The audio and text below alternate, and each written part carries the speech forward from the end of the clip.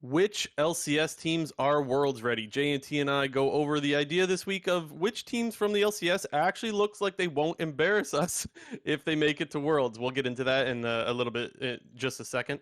Then we talk about C9. Are they ramping up, ramping down? Kind of hard to tell at this point. And can FlyQuest hold on to the top three? Currently, one of the bigger surprises in the league is FlyQuest sitting in the third spot. They've played really well, and so we'll get into that as well. This is episode 93 of the Clown Fiesta podcast with Blue Jay and JNT250. JNT, where are we starting? Are we getting right into the teams, or do you want to talk a little bit about what happened this weekend? Where do you want to go with this? I mean, it was kind of a banger weekend. It's pretty good matches, some pretty close matches, some comebacks, some upsets. It felt like, and actually like an exciting weekend as opposed to last week, which was kind of snoozer. Yeah, I agree. I honestly enjoyed almost all of the LCS summer. Like you said, last week wasn't the greatest. There's been a little bit of moments this split that haven't been so great, but for the most part, I think the split's been really, really good. And I think it's great when you have games that aren't decided until like the very last team fight, and I think that's what we got this weekend with a lot of them, honestly.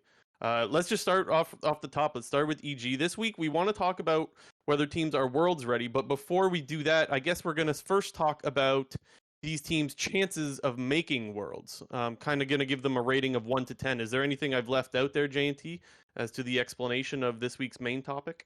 Well, and we're also going to talk about the teams and their performances this week because, we take a look at Evil Geniuses. While, yes, they are sitting at the top of the standings. Well, yes, they're a very strong team. And while, yes, they might be our favorites going into the playoffs and maybe the number one seed for the World Championship, they only went 1-1 this weekend. Lead is shrinking.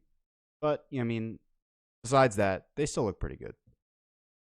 Yeah, I have to give the game against 100 Thieves. I'm more on the side of giving credit to 100 Thieves than I am against EG just not showing up, honestly. The game against CLG, they kind of just outclassed them, which a lot of people had their eyes on that game because CLG did beat them in the first round robin. They were the only team to beat them in the first round robin. And so maybe there was like the idea floated around about maybe the matchup just isn't good for EG, but that didn't really seem to be the case. EG kind of just stomped them in every lane, to be honest. Yeah, that wasn't even close, pretty much at all. I thought it was, before the game had started, I definitely thought I was, very interested in the draft with this game, especially from the CLG side. As I've talked before, they're kind of one of the more creative teams in the LCS, along with Golden Guardians, in terms of implementing a lot of weird and unorthodox strategies. The Talia jungle I thought was super interesting, mainly because while she has, she had a lot of buffs recently. Primarily, we're seeing her in the mid lane, kind of across the world, and kind of pretty limited on the jungle side of things, which is, previously was her played role, after she got nerfed out of the mid lane from like season 7, season 8. So going into the match, I was super excited to see the Aphelios kind of make a return. We kind of saw Aphelios make a return this weekend in general. Feels like that champion is kind of coming back into popularity. Not because the champion's getting buffed or anything, just because 80s across the board have been slowly getting nerfed over the course of, both spring and summer split. So I thought it was going to be really interesting, and EG just kind of went out and stopped them.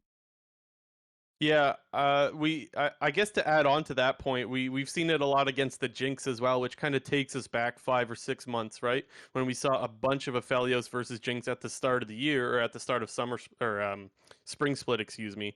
So I guess we've kind of come full circle, I guess, when it comes to AD carries. You do see other things though, like Zeri and whatnot. So, but as far as EG is concerned, not really much for me to say after this weekend. I still thought they played well, even in their loss. So for me, I haven't lost confidence in them just because they lost the game to 100.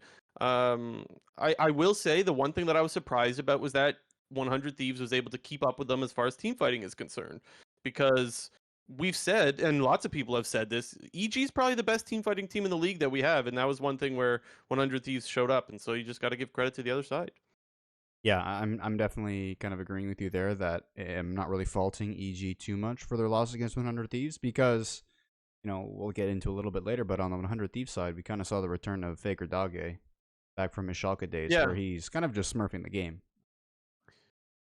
Well, okay, so but not really much to say on EG, but before we move on to 100 Thieves, I guess I just want to get the idea from you. We were going to do this rating of 1 to 10 of how comfortable we are with teams making worlds, 10 being we think they're for sure going, 1 think there's no world where they're going. I gave EG the 10, honestly. I would be very, very surprised if this team doesn't make worlds because I'm still convinced they're our best team. Yeah, I'm definitely in agreement that they are the best team. I didn't give them the 10 out of 10 because obviously anything can change. And one thing that I mean, maybe it's like cheating a little bit, but throughout the years, we kind of notice a bit of a meta shift during the summer split playoffs. So I'm kind of predicting that trend to continue where we could see a meta shakeup. I mean, not even, I say a shakeup. I don't mean like the meta is going to get completely flipped on its head, but we see, some champions get nerfed out of the meta and other champions are brought into the meta that could, for better or worse, change EG's chances based off of right now. So I gave them the 9 out of 10 because I do think it's very, very, very likely that this team is going to Worlds, whether it's the 1, 2, or 3 seed. Even right now, I think people still peg EG as the favorites, and therefore they are probably the most likely team to have that 1 seed. But as far as them making Worlds, I would say it's pretty much a lock. Outside of some craziness happening, it'd be pretty shocking to see this team fall off. And I mean, the only time that we would have seen something like that was maybe with Cloud9 back in Season 10. But other than that, I think we're going to see this team at Worlds, and I think it's a team that a lot of people are excited about going to Worlds, especially after their MSI performance. Well, and you mentioned the Cloud9 thing from a couple of years ago. They had a really good start to summer, right? And it was the second half where they started to fall off. Am I remembering Yeah, that no, right? you're right. They went 9-0 in the first round robin, and then I think they went 4-5 in the second round robin, and then they kind of bombed out in playoffs pretty quickly. And this past week was the first week of the second round robin where they did lose a game to be fair, a better team, and we're going to get into them in just a second. But yeah, I guess what you're saying, and I do agree with, is that it's never a for sure lock. The reason why I still give them the 10 is, like I said, I do think they're the best team in the league still. I'm still convinced of that. But also, when I see TL and C9 not looking so clean, that's part of me giving them the 10 For as well, sure. right? Yep. Because for you to lose your spot, there needs to be someone that takes your spot. And we'll get into those teams in just a sec. Let's start with 100 Thieves next, though. I gave them the 8, and I guess that's because I thought they had a really good weekend, specifically with Abadage. And as so many people have said, that's one of the areas where this team needs to pick it up is in the mid lane. Well, guess what? He did pick it up, and he's had a couple of good weekends now back to back. Yeah, it feels like both this weekend and last weekend were really strong out of Abadage, and one of the reasons why this team kind of had a major turnaround from spring to summer of season 11 when they decided to go and pursue Reaper as a head coach, when they decided to get Abadage over from the LEC and bring him to the LCS because they thought that he was kind of going to be the player to kind of get them over that hump of just being your kind of fourth place LCS team that doesn't necessarily beat all the top teams, but still is a pretty good team, to being a world's caliber team and a top team in the league. And even though we always talk about EG and how great they were in the spring split, like this team was also in the finals. They're still a really, really strong team. And I think that we are seeing a lot better performances out of Abadage. And I mean, I'll continue to reiterate that, someday and FBI and Huhi maybe aren't at the level that they once were. However, with Abadage's kind of resurgence and Closer's continued top-notch play, this team is still going to be a massive threat. Yeah, I agree. And the main, like, if we want to talk more recent, like this weekend they played TSM. I didn't really think there was much to take from that game outside of like they kind of just won all their lanes pretty much like you would expect out of a game versus TSM, especially in the bot lane more specifically. Like FBI just Gale Force and killed Instinct while he's sitting under tower. Like that seemed pretty like brain off from Instinct. So I'm just like, yeah, of course FBI is going to kill him there. And then bot lane was probably the biggest discrepancy in terms of strength. And well, they kind of just took over in team fights because of that. So not really much for me to learn from the TSM game out of 100 Thieves. That kind of just went as planned. But the EG game, of course, we have to talk about the Azir play. Now, I know a lot of people are going to be like, well, he got the bailout in time, and that's really lucky. he could also have left that fight. Like, he decides to shuffle in on the Azir and take the fight, and he executed that fight so well. If you think he just got lucky, go rewatch the fight, because it's important that he shuffles right on top of Gnar so that he can summon another soldier and clean up the fight. Whereas he could have decided to use that shuffle out of the fight and just stuck alive, but he decided to go back in with almost no HP. So I look at that fight and say, yes, of course, it helps having the Renata with the bailout, but like, I feel like a lot of mid laners would dip on that fight and say, we've lost it, we'll try to pick up the pieces and come back later in the game. To me, that was a huge play and a huge, I don't know, show of confidence. And honestly, he proved why he was so confident. He cleaned up the fight. Yeah, one of the things that I feel like I've continued to notice now when teams are going up against EG is, while they're obviously a very strong team and are the Spring Split champions, in this game 100 Thieves, it felt like they didn't give them that respect. And I mean that as a good thing, because I think we see in a lot of Mm-hmm. games against Evil Geniuses, while everybody recognizes that the late game and team fighting is EG's bread and butter, and that's normally their path to victory, you know, the teams that are going up against them, especially some of the weaker teams, sort of try to take the approach of, okay, it's unlikely that we're going to beat this team in terms of late game team fighting, so we're going to go all in on the early game. We're going to go for these super aggressive plays. We're going to try to win the game in the first 10, 15 minutes. And, EG, they're smart players. They're smart laners. They don't necessarily dominate their lanes every single game because that's not the kind of players that they are. But, they really, truly scale up in team fight. And I thought it was really interesting to see from the 100 Thieves side. And I thought, it kind of, to me, gave them confidence because they seem to be confident in themselves to go up against EG and fight the late game team fighting with late game team fighting, picking the Viego, the Azir, the Gangplank, and the Zeri, because it's just kind of like, if you get rolled in the early game, like, your champions are not going to get back into the game whatsoever. But I think 100 Thieves did a really good job of making the game. They were able to really create a very slow pace in the early game, which I thought was good to help them transition into the mid and late game, where they really went blow for blow with them. And yeah, I wouldn't say they got lucky or anything, but the Azir, he got the bailout, got him res back at 1 HP, got 2 kills to clean up the fight, and that was kind of the turning point of the game. But you have to have confidence in yourself as a team to go up against the best team in the league and beat them at their own game. So to me, I got a lot of confidence in 100 Thieves because they were confident in themselves. And to have the balls to just do that up against the top team, a team that you got destroyed by in the spring split, that's good. Like, I can really appreciate Yeah, that. I agree. I agree. And I don't know if you saw the analyst desk segment, because I know who watches those. Not a lot of people watch those. But I guess for some reason I was watching it this time when Closer was on the desk, and they brought up this conversation about how 100 Thieves is always best when people start to doubt them. And I think the conversation was somehow revolved around, like, everyone thought EG was going to beat 100, myself included. And so, like, Closer just makes the point of, like, yeah, we love being the underdogs. And I've heard him say this before. Like, this is not the first time that we've heard 100 Thieves come out and say, yeah, people always doubt us, and then we show up in playoffs, and they're kind of right. I mean, mind you, you could argue they didn't show up in the final series in playoffs against EG, but the rest of spring playoffs was pretty good. And last year, their summer run was also obviously really good since they took the whole thing. So I think there is some truth to the idea that, like, if you start to doubt 100 Thieves, that's when they're going to turn it on and they're going to look really good. And that's kind of what happened here. As far as me giving them the 8, I don't think I would have given them an 8 before this weekend. I probably would have given them like maybe a 5, maybe a 6, as far as like my chances of them, my 1 to 10 rating of them making it to Worlds. But this weekend really swung things in a good in a good way for 100 Thieves for me. So I gave them the 8 out of 10. Yeah, I may give him a 7, but I'm kind of in the similar boat as you, where this weekend, as I said, gave me confidence in 100 Thieves because of their play. And I think before this weekend, I wasn't necessarily ready to kind of peg 100 Thieves as a top 3 team and kind of a team that I am looking to go to Worlds, because it's difficult already having 4 teams that are kind of seem to be in contention for the 3 world spots in EG 100 Thieves, Team Liquid, and Cloud9. But, you got to put some stock into taking down the number 1 team and, as I said, beating them at their own game. So Yeah. definitely, on the right path for sure. And like I mentioned with EG, right? If TL and C9 don't look that great, and I'm ready to give more of a shot to EG, I think that would be the same argument for 100 Thieves looking or having a better chance of making it as well. Anything else before we go to TL? Yeah, we can go over to Team Liquid.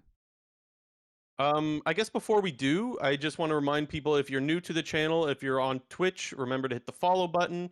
And if you're on YouTube, remember to hit the subscribe button. We do episodes every week, Monday nights, right after Hotline League. So around 12 o'clock, midnight on the East Coast. And yeah, weekly episodes. So be sure to do that. Okay, Team Liquid. Not the best showing as of late. I was confident, even though because like last week, even though they lost to EG, I thought they looked good in that loss to EG. This weekend, not so much. Um, I don't know what to say about this team anymore, man. My opinion changes week to week with them because their gameplay does, though. Like, how do you rate this team? Yeah, it definitely feels awkward to talk about this team because every time I want to talk about Team Liquid, I just think of everything that I was saying about them back in the spring split. Because when spring split came around, this roster was announced. I mean, everybody put this team as the championship favorite, and like obviously this team is going to go to MSI and represent NA. Obviously, this team is going to go to Worlds to represent North America because of the caliber of their roster. But every week in the summer split now, we just continue to doubt them because they're just not at that level that I think everyone expected them to be. And it's not even about them being at a certain level as a team. Even individually, they're struggling. And I think if we were going to try to predict why Team Liquid wasn't going to make Worlds or why Team Liquid wasn't going to win the split, I think people would say that okay, well, it must be because their team fighting isn't very good and their team coordination isn't very good. And while it's not very good, the individuals themselves are also not as good as they could be, or are not sort of reaching their potential whatsoever.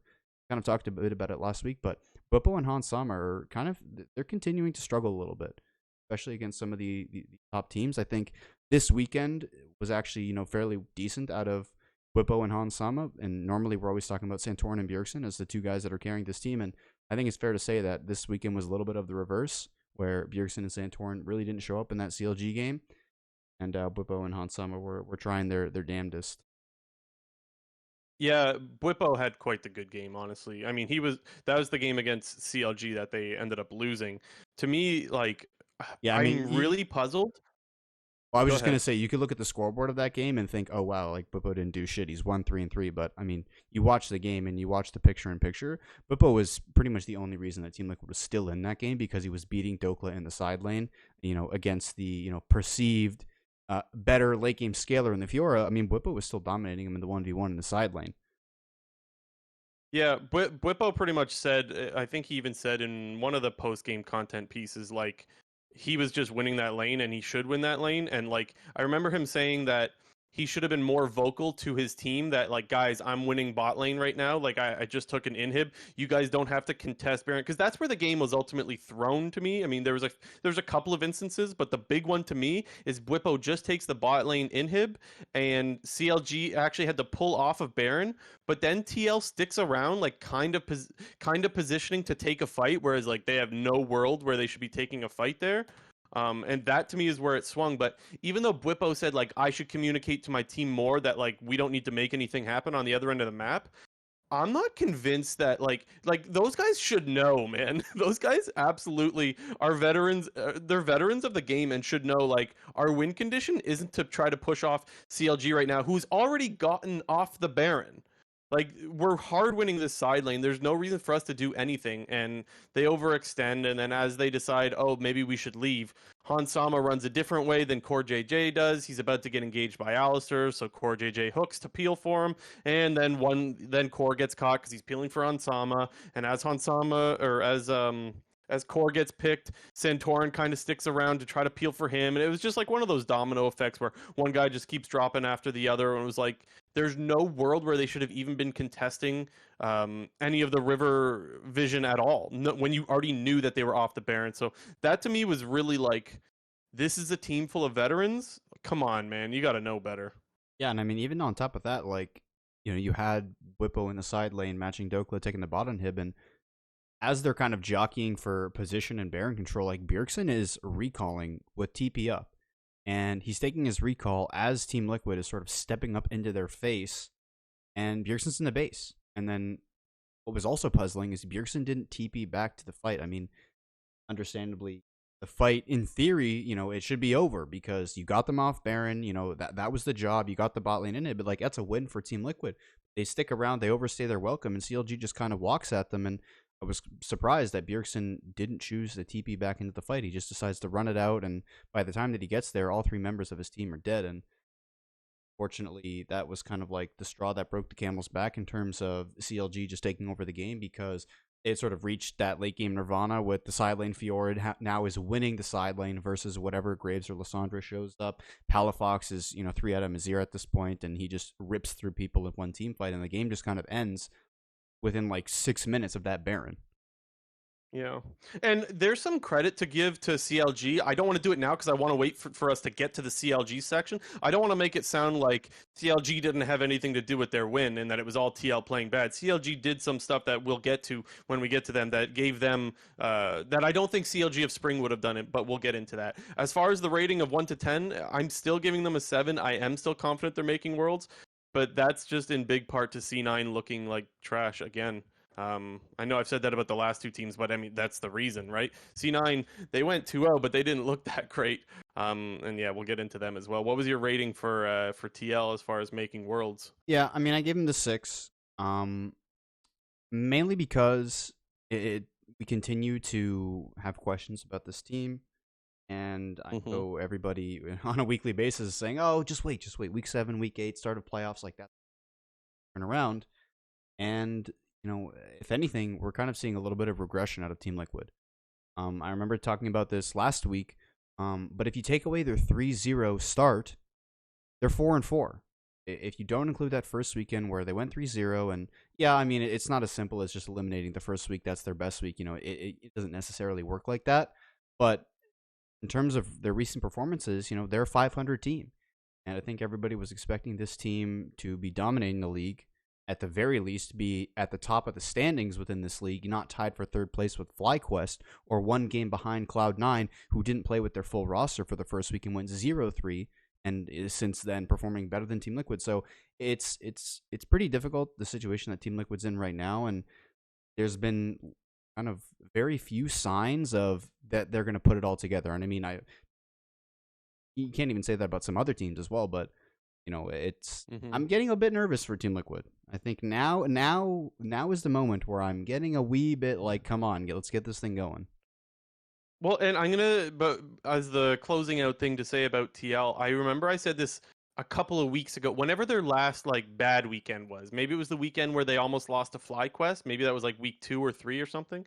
But I remember saying like, okay, you have time until playoffs to get things together, but I expect this roster to get their shit together before now. And it's like, yeah, you do still have like a month, right, with playoffs and whatnot, and the rest of regular season, but like, this is plenty of time for this team to get it together. And while they've looked LCS good, right, they're 7-4. They've looked good for the LCS. They have not looked good for what we expect out of this team. So I think I would be disappointed if I was on TL and I was 7-4 with this roster, which is no hot take. I think most people understand that this TL team should be better than 7-4. Yeah, I mean, I think you kind of hit the nail on the head there with that. These players, it shouldn't take that long for them to ramp back up and sort of get to the level that we think they need to be. I remember talking about Team Liquid at the beginning of the split, and one of the reasons that I think both of us put EG as our number 1 team going into the season was because we had so much belief in their individual players and kind of their team as a whole to get back on the right track and figure things out. And we're 5 weeks into the season, going on 6, and it feels like they haven't figured anything out. For anything, I gotta wonder, like, why is Bwipo and Hansama underperforming relative to players like Santorin and Bjergsen? Yeah. Okay, next up is FlyQuest, also sitting at 7-4. This is obviously a really big surprise. I'll admit it. I doubted this team. I am more than happy to be wrong that they're 7-4. I still don't have the confidence of them going to Worlds, which I know that's not a crazy take for a lot of people, but a lot of people might get upset at that. I just don't think their chances are that good. I gave them a 4 out of 10 because I definitely think they're playing better than what we would have seen in spring. Spring, they started off hot, right? And they got cold. And then summer came around and it was like just waiting for this team to fall off. They put in Philip that, like, even their coaches were saying, like, yeah, like he didn't have the greatest time in academy, but like, he's a developing player and we hope to see good things out of him in the future. So, like, there wasn't even a lot of confidence out of FlyQuest in their top laner. And so that's where I kept going back in my head that, like, this would have to be a downgrade from Kumo, and the team with Kumo wasn't that great either. Somehow this team is winning games. I say somehow, like I know how. Their other four players are good, especially their mid jungle have looked great. Tukoi had an amazing weekend, man. That Ari, the 3-man Everfrost, and then followed up by the 4-man. What's Gwen ult? The Gwen ulti. I don't And then know. followed up by another 3-man Q from Ari. Like, that play was so clean against, I think it was Dignitas. I thought FlyQuest was going to lose that game just off of draft because, well, I think Azir is kind of busted right now, and I thought Azir was just going to outscale and be a monster, and Takui kind of shut me up. Actually, Takui shut up, I think it was Flowers or Azale, one of them as well, also expected the Azir to just be way more impactful than the Ari, and then Takui was like, watch this.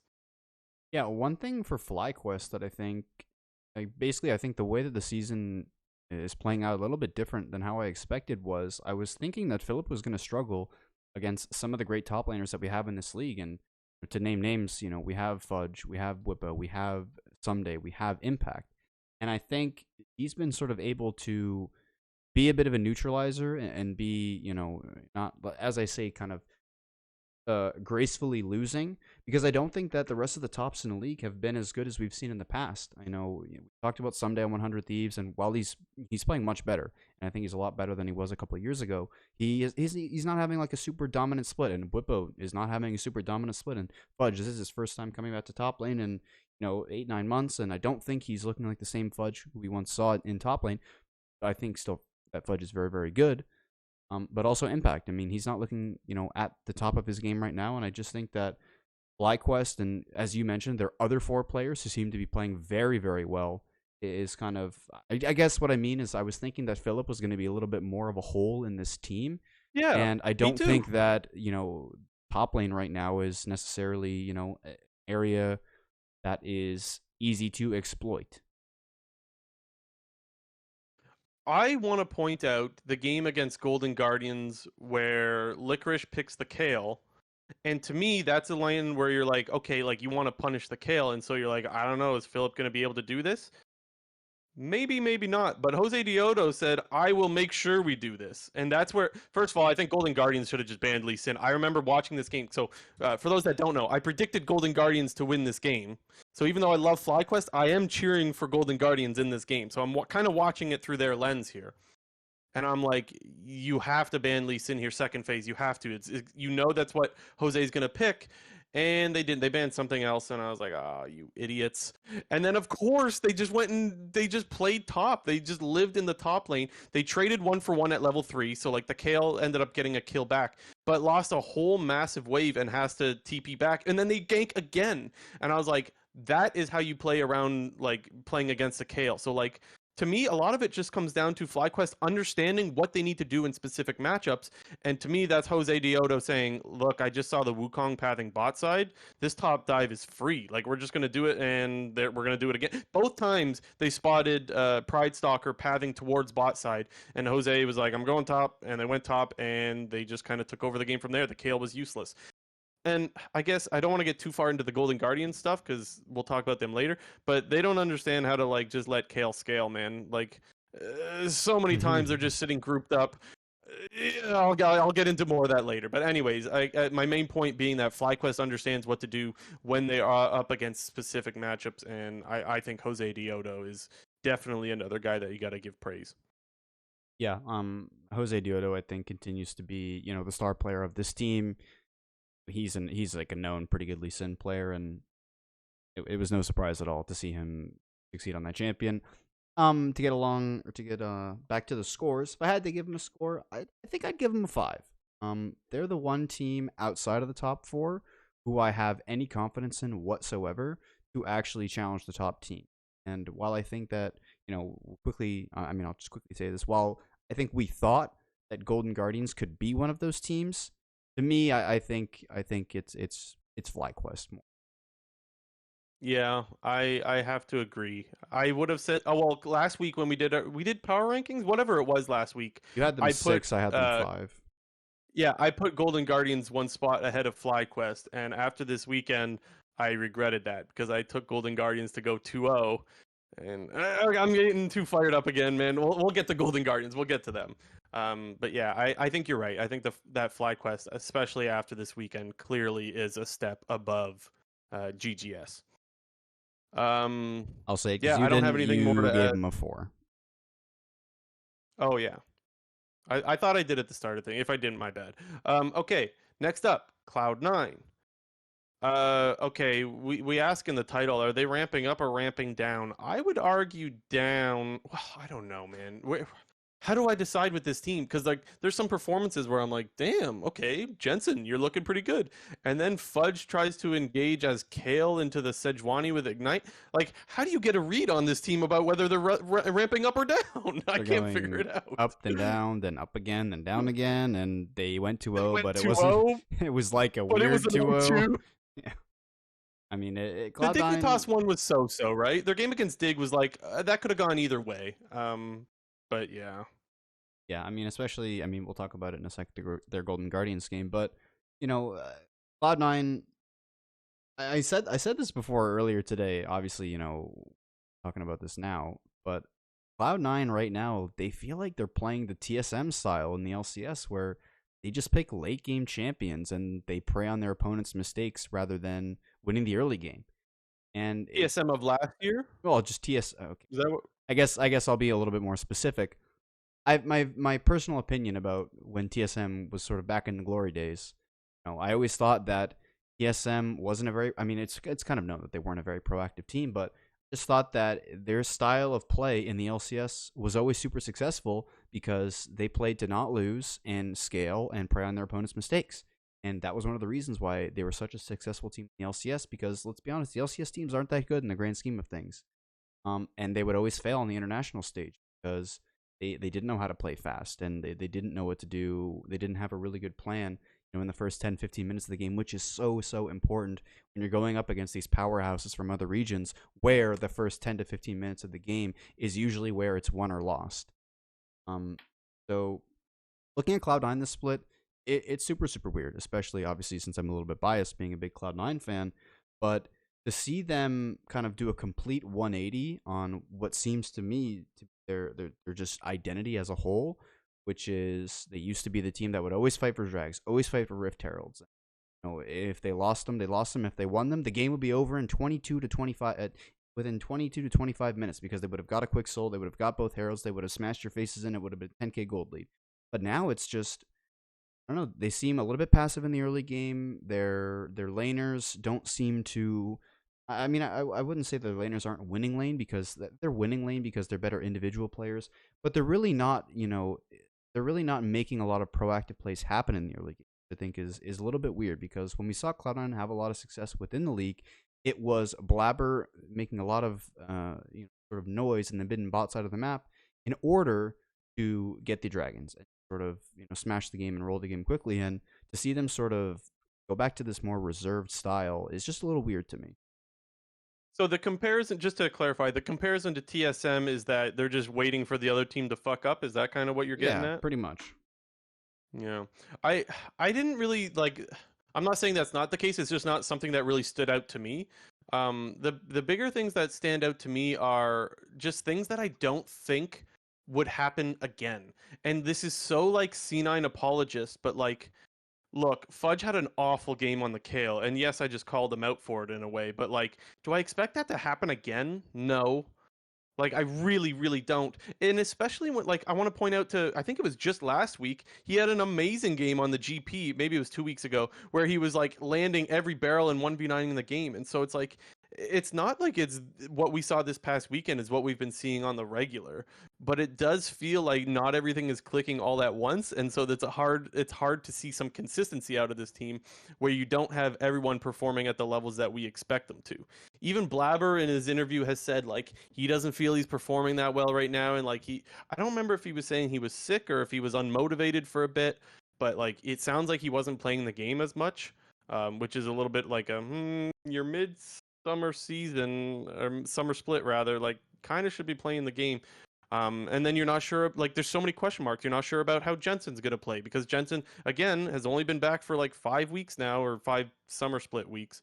So like there's a bunch of question marks. Even with Sven going being new to the support role, that's my biggest issue with putting my finger on Cloud9 is that I expect so much out of these players, yet I still have so many questions all at the same time. And then when I see them struggle to beat Dig and struggle to beat Golden Guardians, that's where it's like my mind gets a little bit confused as to how to rate this team. Yeah, if I really had to point out one thing and one reason why I don't think this team is looking very good, I think unfortunately I'd have to sort of point to Sven. While he did have a pretty good beginning of the split, where there was like that whole meme where he was undefeated as support, and Cloud9 went 3-1 in their first 2 weeks of him being in the starting lineup. Since then, we've seen Sven actually struggle a lot in lane. I think that's been a pretty big detriment to the team as a whole, because with their bot lane being a little bit ineffective and their solo laners often playing for scaling rather than for early to mid game spikes. I think it's why we sort of see Cloud9 get a little bit conservative and, as I've said, sort of revert to the style of just playing for scaling and hoping the enemy team messes up, because I think it can be quite obvious, to just with the eye test of when your support is not that good, or your support is not coordinated with the rest of your team and your gauge timings are off, or playing an enchanter, you're not in the correct positions and you're getting caught out in skirmishes or river fights, or even in the laning phase. It's really difficult to play out a clean first 15 minutes of the game. And I think that's what we're seeing right now is we're just really seeing nothing in the early game out of Cloud9, and I think that's primarily because Sven does seem a little bit lost. And not to say that he can't play the role or it's all doomed and everything, but I just think it'll take more time. And for Cloud9's sake, they need to pick up all the wins that they can from now to the end of the split, because when playoffs do come around, they're going to want those advantages of being getting a first week bye, or being at that top part of the upper bracket where you won't have to go up against a really difficult team in the first round of the playoffs. So I mean, I don't know exactly how it would play out, but if playoffs started right now, Cloud9 would be playing like maybe FlyQuest or Team Liquid. And I don't think those are teams you'd really want to play right now. You'd much rather play like a There's some CLG. uncertainty in that Yeah, matchup, like right? you'd much rather be Yeah. playing, a Golden Guardians or a CLG in the first round of the playoffs. Like if you're the 3 seed and they're the 6 seed, rather than being a 4 or 5 seed. I feel like the fourth and the fifth seed is always a dangerous game, especially in the LCS when we do have these teams that sometimes don't have the best regular seasons. Like feels like almost every time we see one of Cloud9, TL, or TSM kind of be on that lower side of the playoff seeding, and you're always like, well, I know they don't look very good, but you definitely don't want to play them. And I feel like Cloud9 doesn't want to get into that situation where they have to play like Team Liquid in the first round, and that could really make some problems for them. Yeah, a couple of things I want to say. One, I want to shout out Moyo, what he said. I lost the message now. Oh, he said, in my opinion, they relied on Blabber gapping everyone in prior seasons, and this is the most average he's looked. I actually agree with that. I think this is probably the most average we've seen Blabber look in maybe ever. So I think that's a fair statement. But I'm going to throw a little bit of copium on the fire here, if that makes any sense, and just say that this was sort of expected out of Cloud9, right? Like we say TL by now should be ready to go and everything should be fine with TL. But 5 weeks into summer with Jensen coming in and Fudge going back top and all these changes, 5 weeks into summer isn't pure panic mode for me when it comes to Cloud9. The only issue, and which is panic mode worthy, is that summer split's just not long, right? Like you don't have that much time left. You have about a month until playoffs, I want to say. And if things go wrong in playoffs, then well, you're done, right? And so that's the worry there. But the copium is that it's okay if not everything's clicking yet, but they're low on time, right? Like Yeah, yeah, you have 3 more weeks left of LCS. Week 6, 7, and then week 8 is a super week or something. yeah, So yeah, not a lot of time. But not the end of the world. Again, I think the Fudge game this weekend was kind of a standout. yeah. It was. And I I don't expect that to happen again. I gave C9 a 5. I'm like, on whether I think they'll make Worlds right now.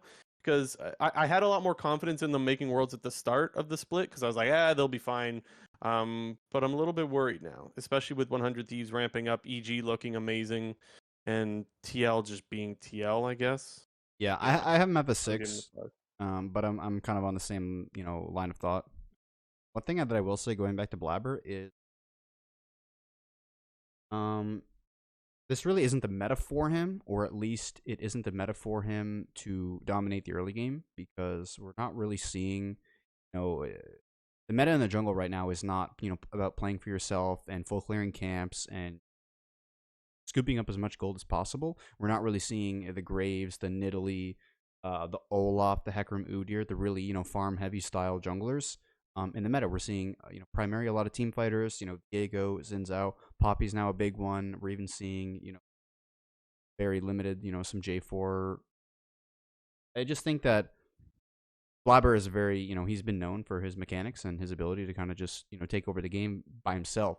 And I just don't think he has the tools to really do that right now. And he's had to play a little bit more of a team game. And Cloud9 is just, simply struggling a little bit as a team. And once I Hmm. think they get, their mojo back a little bit, and maybe their team coordination, specifically in their early game, can get a little bit better, I think we'll see Blabber, play a lot better. I don't think he's playing bad right now by any means. I just don't think, this meta is really his strong suit. Yeah, we haven't seen MVP Blabber, and that's a difference. Last 2 points I'll make really quick. Jensen had a great weekend. His Oriana and Talia were amazing. I think his Talia was the main reason from C9 side of things that they were able to come back in the Golden Guardians game. Well, don't worry, I'll flame GGS in a sec.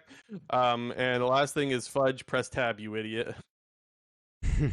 Dude, oh my god. That That was was so so funny. aggro. That was so like. Don't get me wrong. I love freaks, but like I think that was one where I was like, even I was like capital D colon. Like whoa, freak. That was. I think that went a little too far. But also, I don't know if you felt this. I think freak realized like, oh shit, did I just go too far with that? I don't know. That was the sense I got, but that was a call, man. Uh, Whoa. I've been adamant about this dude. Freak he's the best caster, bro. I lost it. I thought that was so funny, but I do think it was a little too aggro. But I mean, whatever. So you either love or hate Freak. I don't think I've ever met anyone that has like a so kind of take on Freak. Most people love him or hate him. Ever But since that was he's that was that ever was since he something, man. started flaming teams during the broadcast, like like once again, I will talk about, like, when we first started the show. It was like season 10 summer, and that was when CLG like really was a dumpster fire, and Freak was. I remember like CLG was playing TSM that split, and TSM like came back into the game after CLG was up like 10k, 3 Barons, Yes. had Infernal Soul, and Freak was just like, CLG can do What did he say nothing though? right or something. Oh, And oh like that was yeah. the line where Freak just started like going off on teams like in the middle of the game. And it was just like, let's go True. Freak. Freak W. Let's go. And I think the people that like Freak realize that it's all just fun banter, like that he Yeah. doesn't like does he actually think Fudge is an idiot? No, of course not. And so I think the people that hate Freak don't realize that like this isn't flame for the sake of like I want this player to feel bad. It's flame for the sake of spicing up the broadcast. And that's why you and I are both big fans of him. But yeah. Anyway, who's next? CLG? CLG. Taking down Team Liquid.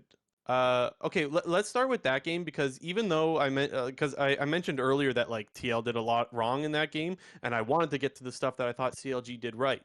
CLG is having a hard time getting position on Dragon. They're behind TL. They're down like 4K. TL I think has a couple of drags, although I don't remember exactly. I think it was two, and CLG is just late to getting drag prior, which is normal when you're down 4K.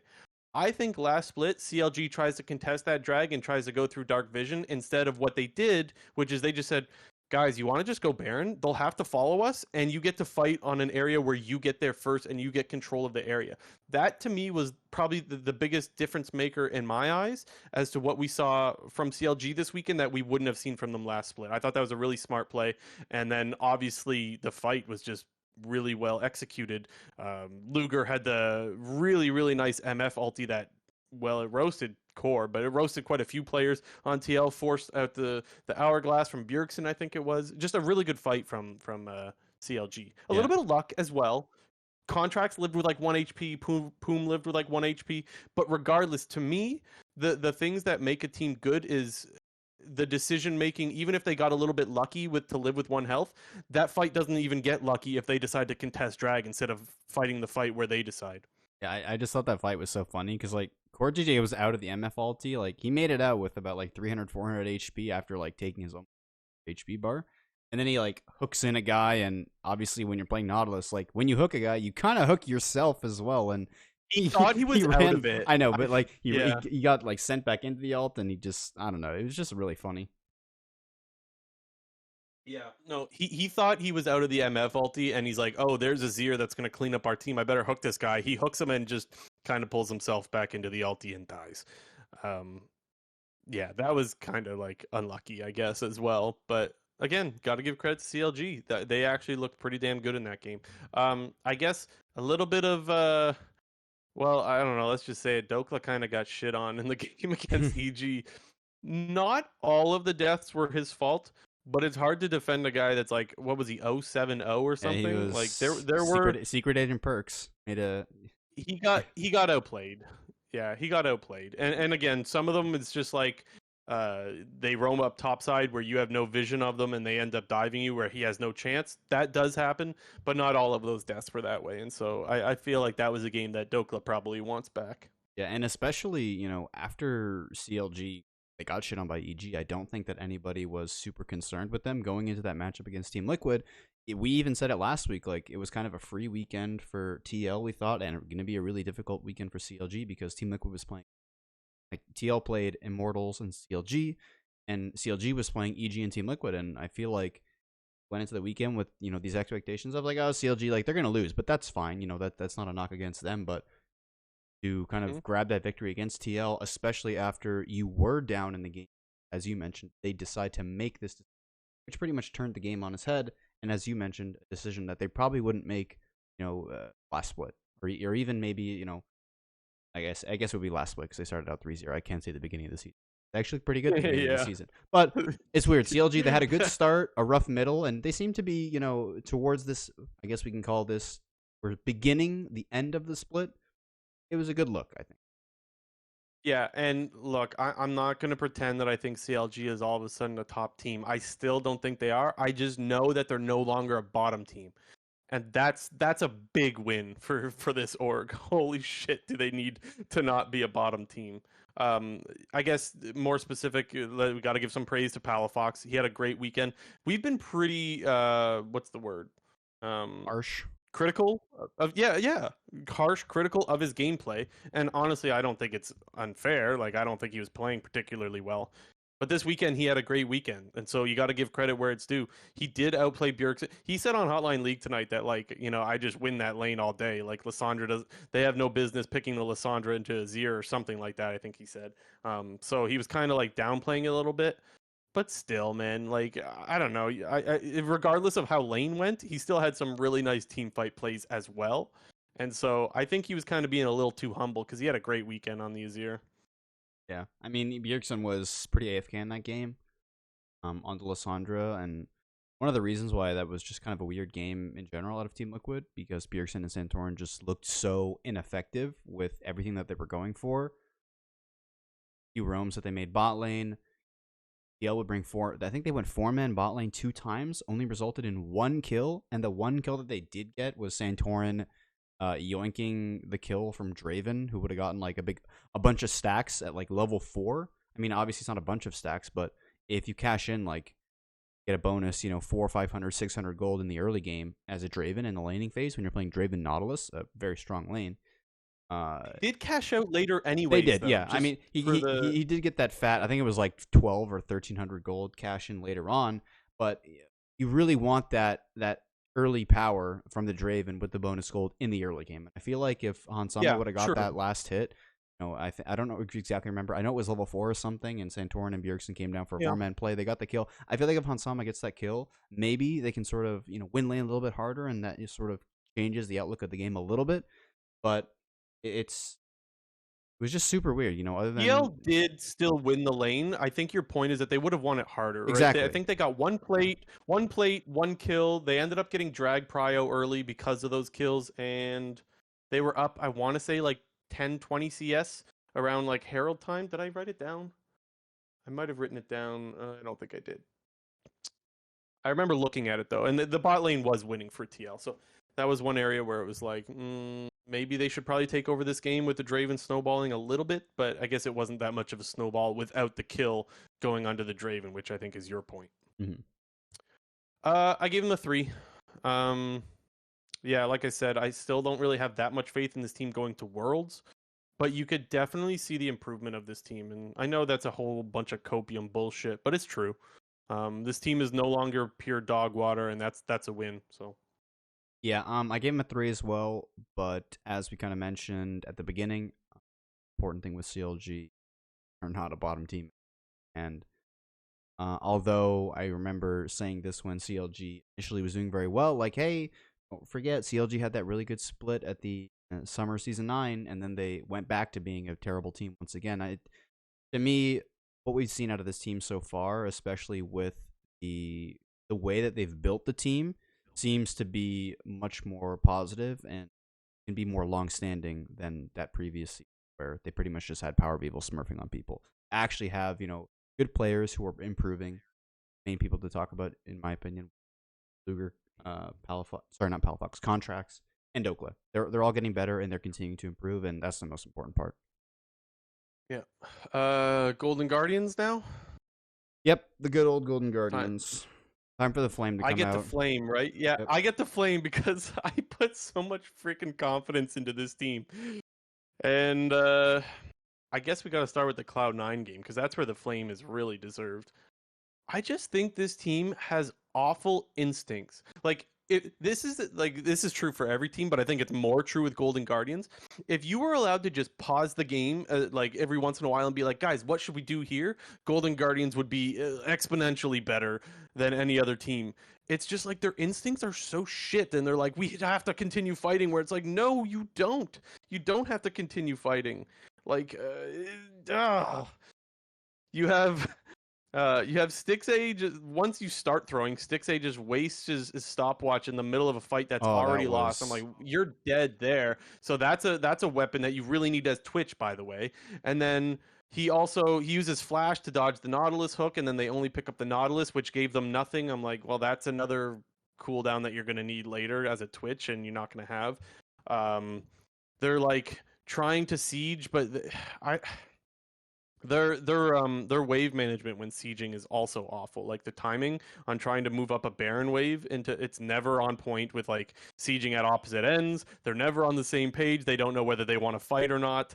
Oh my god, I was pulling my hair out watching them against Cloud9 this weekend. Yikes, man. yeah. Yikes. It's funny because I think you're correct in talking about how their instincts aren't very good, but I think one of the main things and one of the reasons why Golden Guardians has succeeded both this split and last split was because I've always thought their drafting and their planning is very good.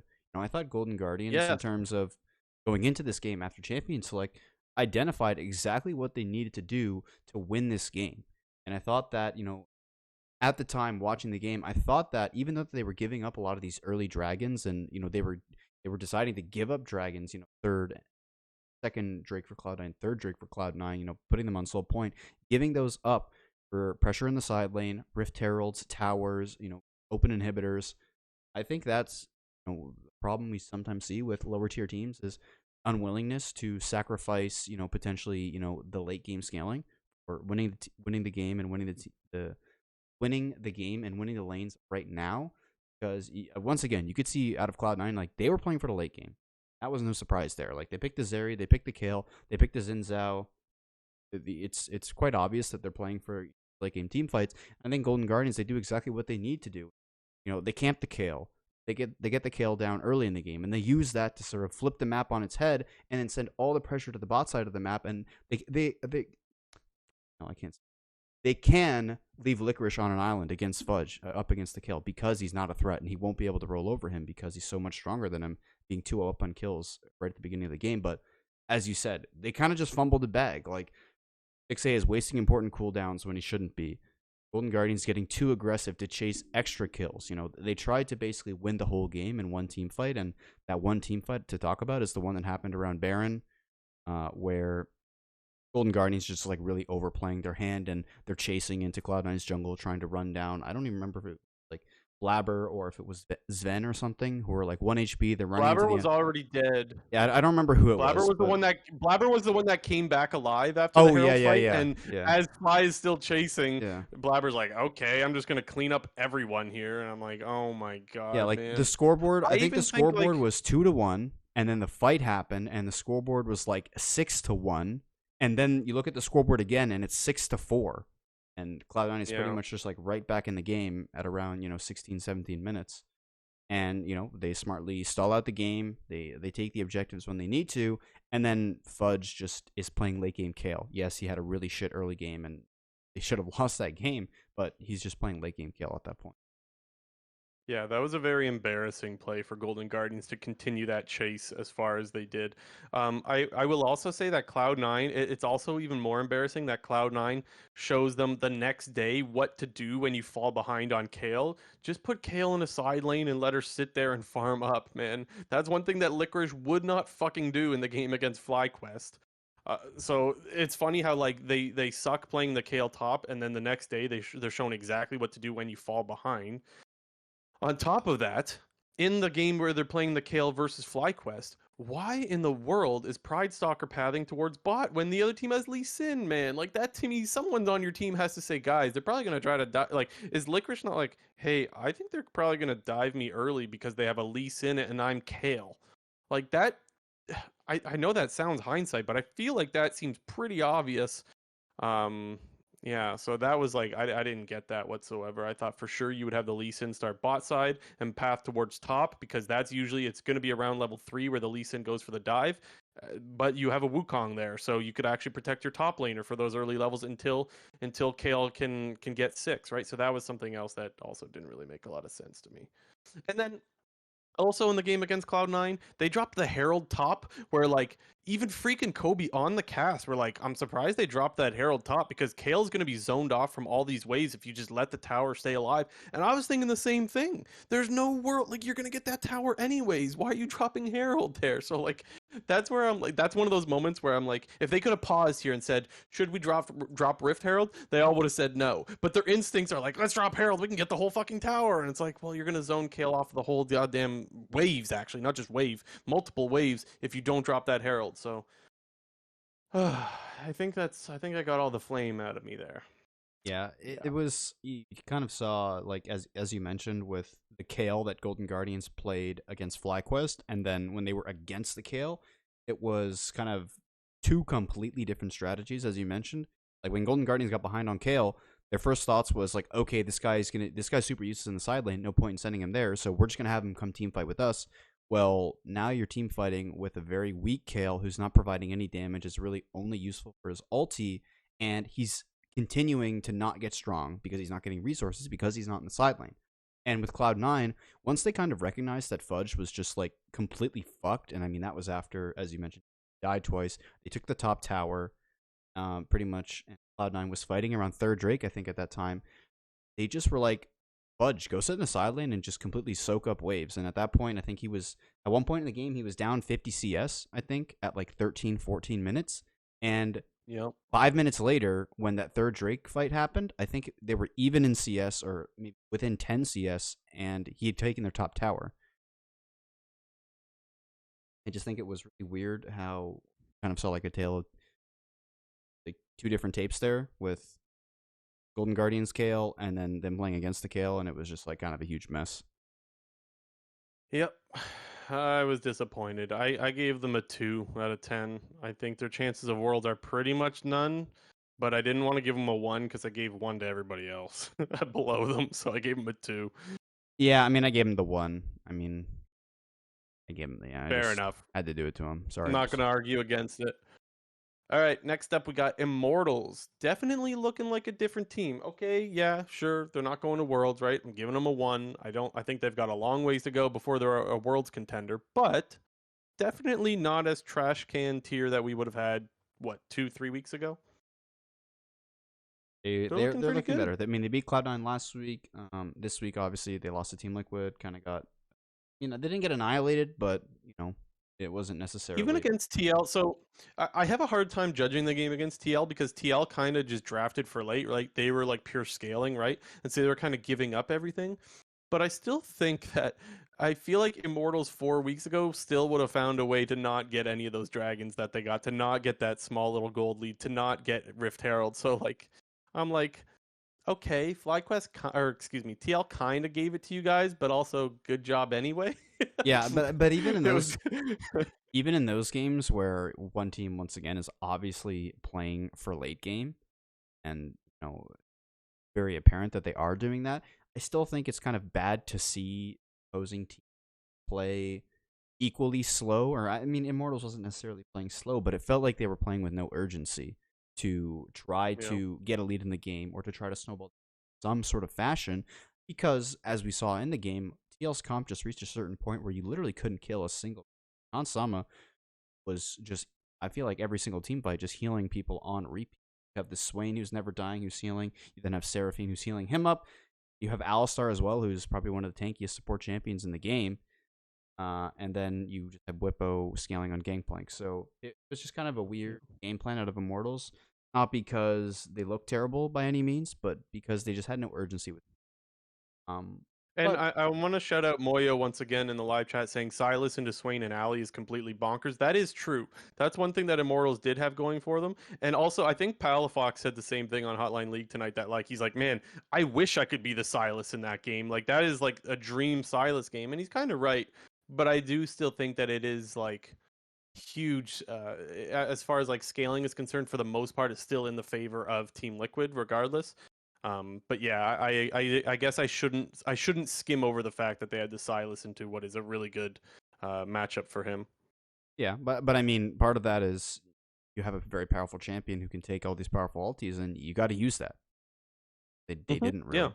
Like, you got to try to yeah. force the action a little bit. It's a little. It's kind of. I would say. I mean, it's not as simple as just saying just go in, but you kind of can. Like, you have Poppy, you have Silas who can be infinitely tanky with Swain or Alistar ult. Have Kalista, Nautilus to engage. Like, felt like they had all the tools within that game, but just didn't use them. Like, they didn't want to use them. And Revenge even got an outplay on Bwipo with the Gnar. Yeah, dude, you shit on Flash him. the You shit on him in barrel. the side lane. I was like, damn, Yeah, that Revenge. was Dude, actually like, Revenge oh, actually popped up this Revenge. weekend. Yeah, he did. He did. Let's talk about the TSM game now because that Aatrox was actually disgusting. And yeah, okay, there's going to be some people that are like, well, TSM didn't have grievous wounds, and it's like, okay, that is true. But I mean, I feel like it's still respectable for a pro player like Revenge to be like, hey, I realize they don't have heal reduction still. I can take this fight. I can frontline the way he did, because you could see the way he's positioning in that fight against TSM, the massive fight that where he heals a million. um, he's positioned to fight. The rest of his team is backing off because there's a Meganar on their face, but like I feel like the comms in that fight are still um, we're gonna take this fight. We're just stalling for the Seraphine to TP because the Seraphine TP'd a little bit late. The fight had kind of started, sort of. But to me, it really looked like Immortals was saying, guys, we want this fight. Let's try to keep them on the leash, so to speak, until Seraphine can TP. And then once she started TPing, even though she wasn't involved in the rest of the fight, that's when Aatrox just went bonkers and just, well, I mean, if people saw the play, they know exactly what I'm talking about. He completely took over that fight on Yeah, the it was Aatrox. literally the shy cosplay in 8 Worlds. Yeah, yeah. And also, Kenvi, this was a game. This was the first game that stood out to me as Kenvi having a large impact on the game because you're playing Trundle, right? Like you want to have a lot of good ganks early. He ganked level 2 successful. I think he ganked top as well, not too much later than that. And so like his ganks were successful and it got them a lot of leads as well. And so it's like, okay, Kenvi, this is more of what we're looking for. So I thought he had a pretty good game as well. Yeah, he had a pretty. I mean, I wouldn't say it was a creative bot lane gank because he literally just did red buff and ran bottom, and It's a little, took it's pillar kind of level 2, cheese, but but whether or not, like, to me also that screams that they're doing the research with the level ones. Like, they know that TSM is not Mhm. going to be warding these bushes. They know that this specific lane or in this specific matchup, TSM is going to play a certain way. Like, they're going to try to play for push, so they're going to be gankable, and Mortals just It's such correctly a punishes strong that. gank with a Mumu as well, right? Because a Mumu has 2 Qs. Yeah. Like, that is such a strong gank with the Mumu there. So, yeah, that's the other thing, too. It's smart play by Immortals to go for that, so you got to give them credit. Anyways, you gave them a 1 out of 10? Yeah, Yeah, like, they're not going Worlds, right? unfortunately, there's still a one. There's still a lot of problems with this team, but I do think that it was refreshing in a positive way to see this team look decent. Yeah, I think the refreshing thing for Immortals for me is that this win wasn't off the back of PoE or Ignar, although they definitely played their part. It's that you had Kenvi and Revenge step up, which is something that we haven't seen all split really. So that's the refreshing thing for me from Immortals with that particular game. Okay, look, it's against TSM, and I think that team's awful right now because, well, yeah, they just subbed in a bunch of players who are new, but still, they looked good. So got to give credit where it's due. All right. TSM up next. They're in the same Speaking boat of as TSM. Immortals, 3-8. They're probably not going to Worlds, but I think Somehow after not in last place. it's true, Somehow not in last they're place. not in last place, That so is that's a positive for them amazing. at the very least. But it's clear that this team has made the active decision to not pursue a playoff push, not pursue the world championship this year, and instead, they're late game scaling for 2023. I mean, that was kind So of hold apparent. the And phone though. oh, what? Hold the phone because this was. I don't want to say it was leaked. It was hinted on Hotline League. Travis just asked the question like, "What would you guys feel about Solo starting next weekend?" And I took that as like Solo starting next week. That might not be true. I don't want to, contribute to rumors that may be false. But that feels like a really weird question for Travis to ask out of nowhere. He wouldn't ask that without hearing a little something. So I Hmm. guess I'll ask you, J&T, does that surprise you? That surprised me, honestly, because I was fully in the same boat as you. Like, it feels like, okay, we've accepted that we're not, Interesting. maybe they're too embarrassed to miss playoffs. Maybe they just want to make it to eighth or something. I don't know. Maybe, yeah, maybe. And I mean, if that was the case, I would still expect Tactical and Mia to get back in there at some point. They are worried about, playoffs and everything. But due to the standings and where they're at right now, even if they continue to roll out the same roster, I think they could still make playoffs and most likely be as the eighth seed, and the two teams below them being Immortals and Dignitas. But well, like, once again, they subbed out Huni for Soul. They subbed out Tactical and Mia for Chime and Instinct.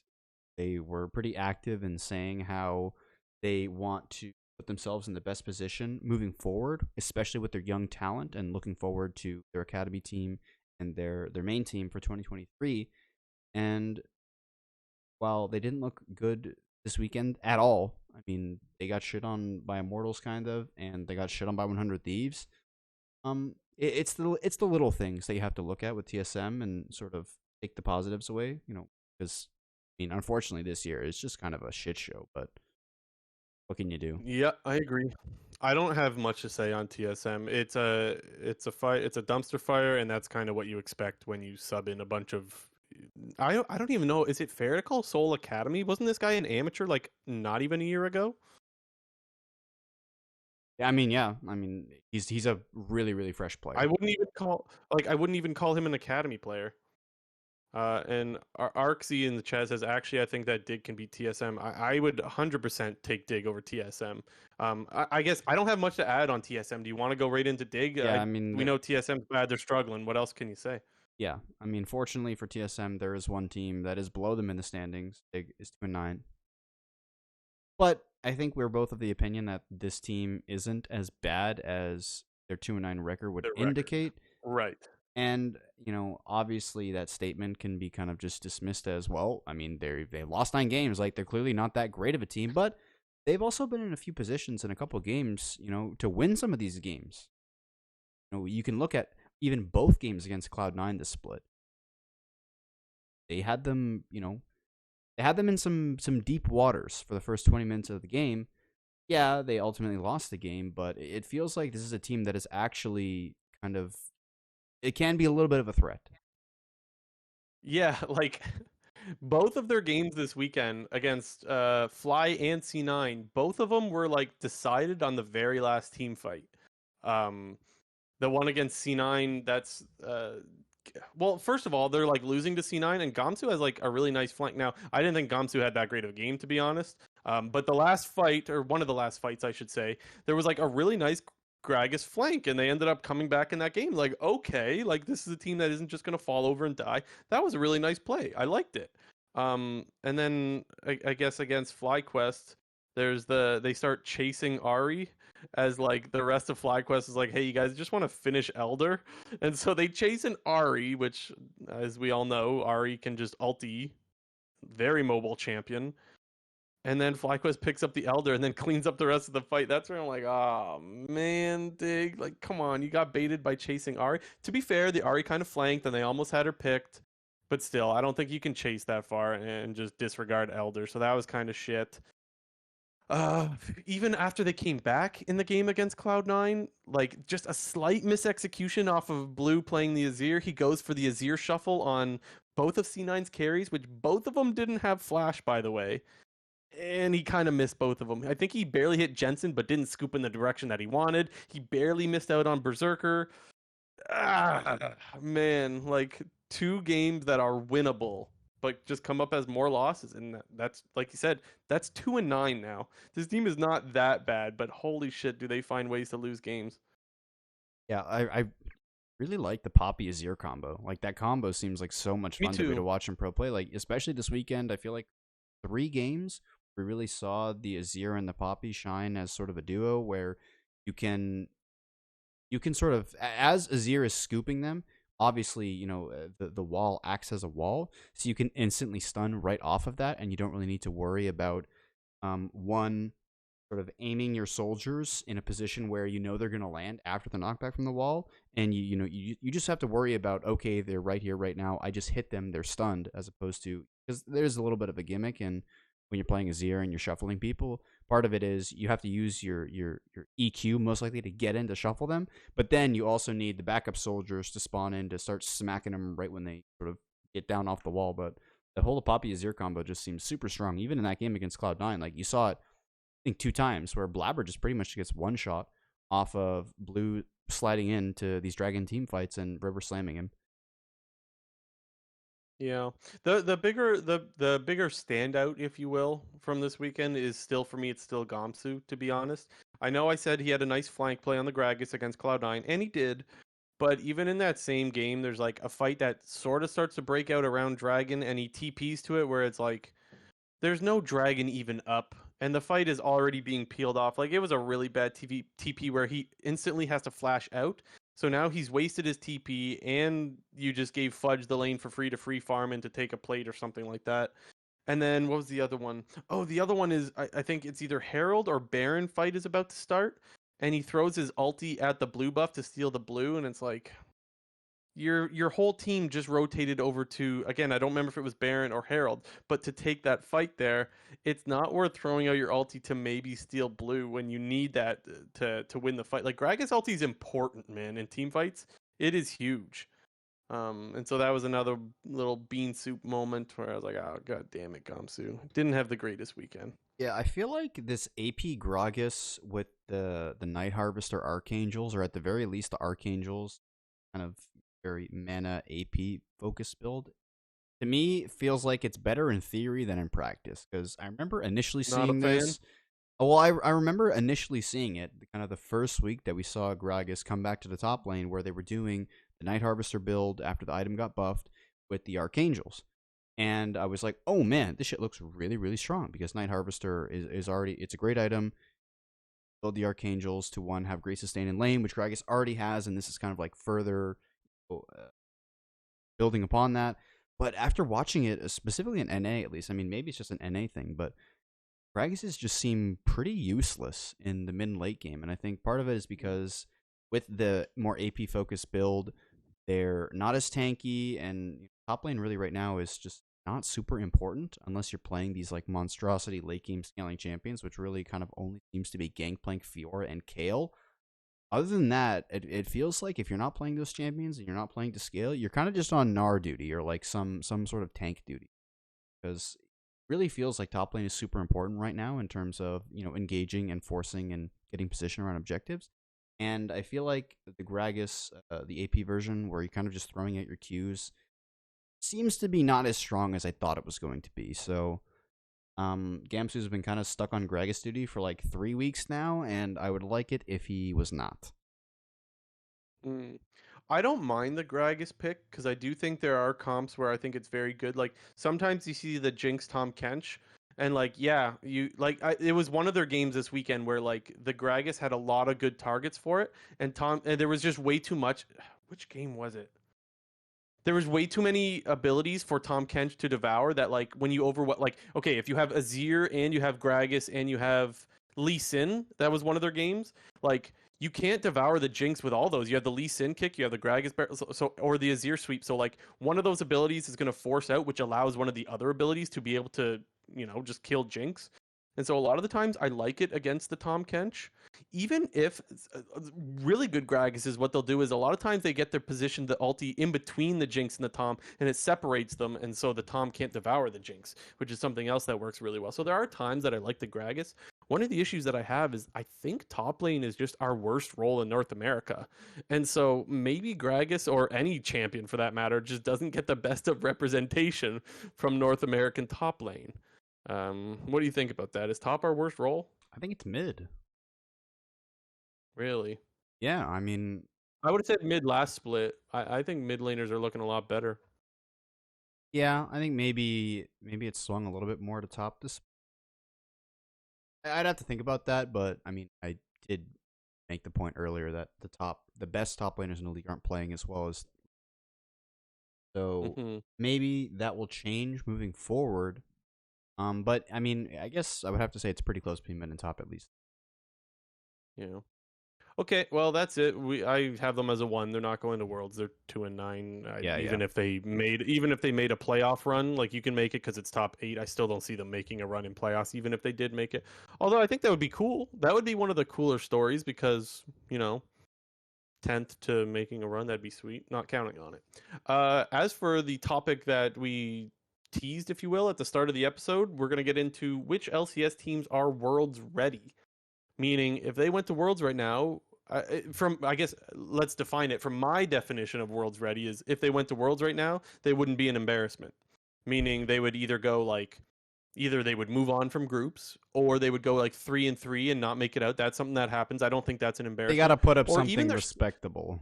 even 2-4 is okay if you're in a really tough group. I'm okay with that. So that's where I draw the line for like an embarrassment. If you go 1-5 or if you TSM it and go 0-6, that's where I think you're not Worlds ready. And so for me, I guess the teams that I think are Worlds ready right now is I hesitantly put 100 Thieves in there because it's kind of like recency bias. They've just started to gear things up, and then EG for sure. EG is a team that I could see us sending to Worlds and not being just pure dog shit. Yeah. I'm not convinced as far as C9 or TL or FlyQuest. What about you, James? Yeah, I'm kind of gonna agree here. Definitely, I think EG is in there. I think 100 Thieves is kind of like they're knocking on the door saying like, "Hey, like we're invited too, right? Like, where's the invitation? Like, we're buying our plane tickets or what?" I think 100 Thieves is they're creeping in, and I think we can attribute that to better individual performances from some of their underperforming players like Abadage and FBI. But specifically talking about EG, part of the reason why I have a lot of confidence in them, especially going into the World Championship, one has to do with their style of play, but two also has to deal with their performance at MSI. Like, don't forget about this team at MSI, True. who yes, Yeah. they did struggle. I mean, I don't even know if you could say they really struggled in the group stage because they only had two other teams in their group. It was G2 and Order. They went 4-4. They won every game against Order, and they lost every game against G2. And going into Yeah. the group stage, I don't think people were really brimming with confidence with this team, but EG came in and won some really crucial games against some great teams in the world. They beat SKT once, they beat G2 once, they beat the wildcard teams 2 times, and then they also had a win against PSG Talon. Which all those teams, G2, PSG, and T1, are teams who we probably think are going to be at Worlds this year. And to get some impressive and dominant wins over teams like that, in the fashion that they did, gives me a lot of confidence moving into the World Championship, and especially because they're such good team fighters. I think obviously, you talk about Worlds, the biggest problem where I think NA tends to struggle at Worlds is, the first 10, 15 minutes of the game. Because, I mean, I've seen it too many times with a North American team just getting rolled and getting rolled fast. But at the same time, when we see some of our better North American teams go to the World Championship, normally ones who are great team fighting teams, that is where usually North America finds its greatest success. With these teams that are very, very, very team fight oriented and can actually match these international teams at that stage of the game. And I think that's EG's biggest strength. And I think they're good enough in the early game to sort of survive. And I think should they go to Worlds, they'll put up a respectable performance. And yes, Yeah, I would agree. that might not mean they make it out of groups, but I definitely don't think they're going to be the 0-6, 1-5 type. Yeah, I agree. I think this team is much better than the TSM squad that went 0-6. I mean, you and I remember that was when we first started this podcast. You and I were not sold on TSM that year, and neither of us predicted them to go 0-6, but I don't think either of us were surprised when it did happen because I don't think either of us expected TSM to win. I remember I kept predicting against them, and somehow they kept winning in playoffs in summer split. But yeah, I guess I just see a big difference between those two the two rosters of EG now versus TSM a couple years ago. The other thing that I would point out too is like if it was only like after seeing them lose to G2 over and over again in the group stage at MSI, there was some doubt that like EG was a team that could play against world's caliber teams. But I think the biggest thing that gives that NA hopium as far as EG is concerned is that that was to me where we started to see EG get better. Like, yes, we did see them play really well in North American playoffs, but I think that was the real turning point was MSI is where this team started to get better. And so I guess I don't see this EG lineup right now as the same EG lineup that we would have seen in spring or even at the start of the MSI tournament. And maybe that's just some NA copium, maybe. Um, but yeah, I think this team is definitely better. And so I'm not concerned with EG as far as when they go to Worlds, Yeah. if they go to Worlds. However, Worlds doesn't happen right now.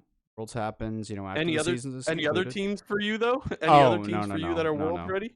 Not right now, Just at EG least. for you or 100 Thieves? Yeah, like I said, I think 100 Thieves, like, they're knocking on the door. They're saying what's up. They're Okay. confused why they didn't get invited to the party because I think they deserve to be at the party.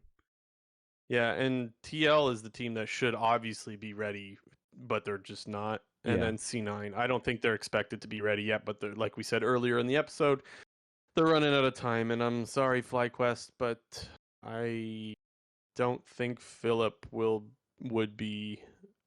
I think Philip would get hard capped at Worlds, which is Yeah. nothing against Philip, right? But that would be the area where I'd be really concerned. Okay, week 6 game predictions. Yes. Let me pull them up here and the predictions. For the records, I mean, on the screen, you can see. I'll read it out, though. My record so far 34-21, 33-22. He did catch up the one game last week. However, he lost one this week in the battle of Golden Guardians versus FlyQuest, the battle of 5 and 6 on our power rankings from the previous episode. That's the one that you look at. I look at the Golden Guardians versus Cloud9. That's the one I'm looking at. I mean, That's the one that. either Oh, way, that was your chance to that was where I took the lead back. So whichever one you want to pick, but oh, I picked the Cloud9 one. I felt so 5-head. I was like, yes, man, this game's going great. And I shouldn't have had so much damn confidence in Golden Guardians. God damn it. well, Anyway, let's get to this week's predictions. Saturday, Yeah. first matchup, FlyQuest versus Cloud9, starting the day off with a banger. Ooh. Gotta back my boys here, unfortunately, though, and go with Cloud9. Oh, this one's tough. I'm gonna go Cloud9 as well. I'll probably have to think about this one some more. This one's really tough, but my instinct says Cloud9.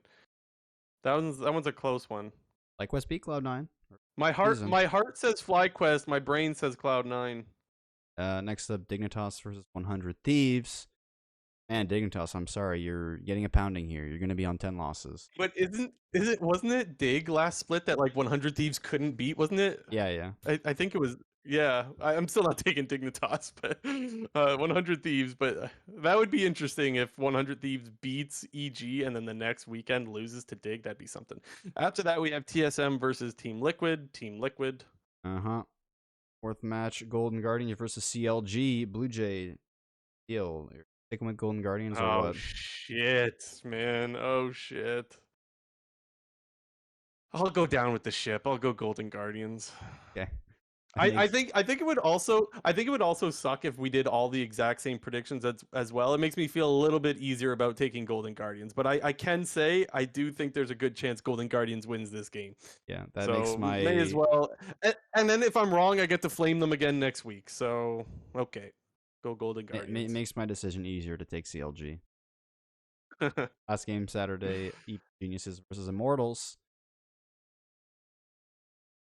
Evil geniuses. Okay, Sunday, TSM versus Golden Guardians. Now, where I'm gonna do it, I'm gonna take TSM over Golden Guardians. Speaking of going No down with the way. ship, that ship been sunk. TSM's gonna Okay. win. Well, I'm going Golden Guardians. Okay, JNT's helping me out a little bit. I'll feel really bad. Dude, if Golden Guardians loses to TSM, I am losing it next week, man. I'm going to lose it. Next Okay. up, Evil Geniuses versus FlyQuest. I think this week should be a very telling week for FlyQuest. Should they lose to both Cloud and Evil Geniuses, might push them a little bit out of reach in terms of finishing in the top four in terms of the regular season. However, their golden opportunity to climb up further in the standings should they take down both Cloud9 and Evil Geniuses. Do I think they're going to do that? Unfortunately not. I'm going to pick EG. I'm going to pick EG as well. They're just they're the clear favorite still. Even with FlyQuest playing better than we would have thought, you still got to go EG there. TL versus C9 is the second or the third game of the day rather. We got some bangers this week I'm apparently. I I'm going to go TL. Yeah, I'm going to go TL. Like I have to back myself once again for my reasoning of last week for putting C9 as second. I power ranked them 2 over 100 Thieves and TL because I'm a bit biased, one, and I do have faith, 2. So I think I got to do it. So I feel like this is either a golden opportunity to pull away and win this thing right away in terms of predictions, or I'm gonna I don't know, crash on the side of the road. Yeah, you got C9 going 2-0 this week. I guess Ugh. I shouldn't talk I about don't Golden Guardians going I don't 2-0. think I have faith in them going 2-0. Okay, then Immortals versus 100 Thieves. 100 Thieves. Yep, same. Ooh, Dig versus CLG. And man, I'm kind of feeling it. I just want to do it again. I think for no reason, I just want to because go I'm. Dig. Oh, okay, you can do it, then I don't have to. So We're okay. So you're going CLG then? yeah, sure, why not? All right, let's close the books on that. Wait, who are you picking? Uh, You're picking Dig? I'm taking Dig. Bit of Yeah, a for fun a little bit this week, I think. With predictions. yeah, a little bit, but I mean, yeah, it's the fucking Clown Fiesta podcast. It should be a little for fun, shouldn't it? Yeah.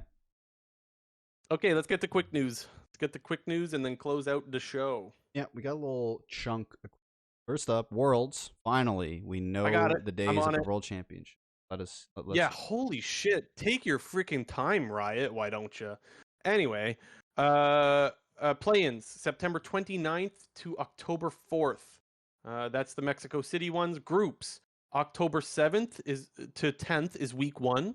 October 13th to October 16th is week 2 of groups. And then they're still in New York again for quarterfinals. October 20th to the 23rd, still same location at the Hulu Theater. And then semis is October 29th and 30th. That's now in Atlanta, RIP Toronto. And finals November 5th. That's the one you're going to want to mark on your calendars, folks. November 5th in San Francisco is the finals. Expected to be LCK versus LCS, because why wouldn't it be? Copium. All right, what's next on the whatever? Well, speaking of Worlds, obviously, Riot came out and announced that the LEC going to be getting an additional world slot, a 4th slot, because there's not going to be an LCL representative this year, the Russian league, for obvious reasons. However, Yeah, I'm gonna take the.